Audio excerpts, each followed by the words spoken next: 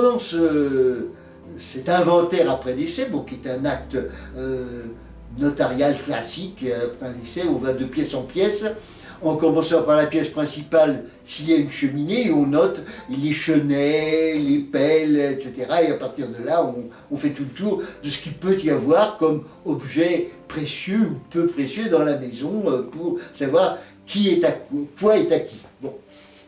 Et à un moment, après déjà plusieurs moments de tension, menaces de procès et de contre-procès, l'un des fils de Jane, qui se faisait appeler, on ne sait pas très bien pourquoi, Monsieur de Boismont, on ne sait pas ce que c'est que Boismont, mais peu importe, parle à sa mère en anglais.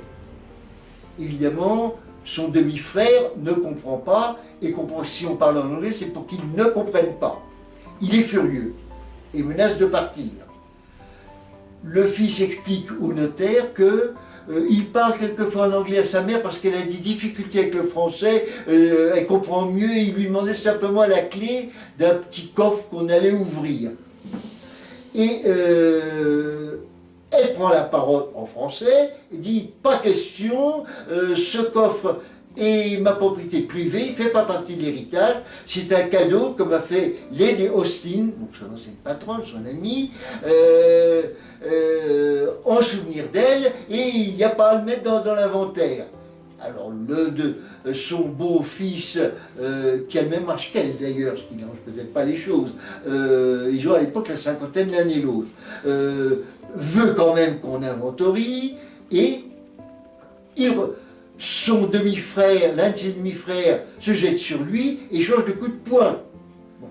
Alors le notaire et les témoins et le commissaire-priseur arrivent à les séparer, et pendant 9 jours, on se bat et l'inventaire est suspendu. Après quoi, il reprend là où il s'était arrêté, c'est-à-dire l'ouverture du fameux coffret qui contenait des soucoupes, des tasses à thé et des pots en fer blanc dans lesquels il y avait du thé. Le nécessaire pour faire le thé à l'anglaise, qui était très à la mode chez les Anglais, qui était évidemment beaucoup moins au Sancerrois, et qui était certainement effectivement un cadeau et un souvenir que 2 Anglais s'étaient fait l'une à l'autre. Mais ça a donné lieu, alors elle reprend encore son discours, qu'on n'avait pas à le faire, que c'est scandaleux, que c'est Lady Austin, la veuve d'un baronnet anglais qui le lui a donné, etc.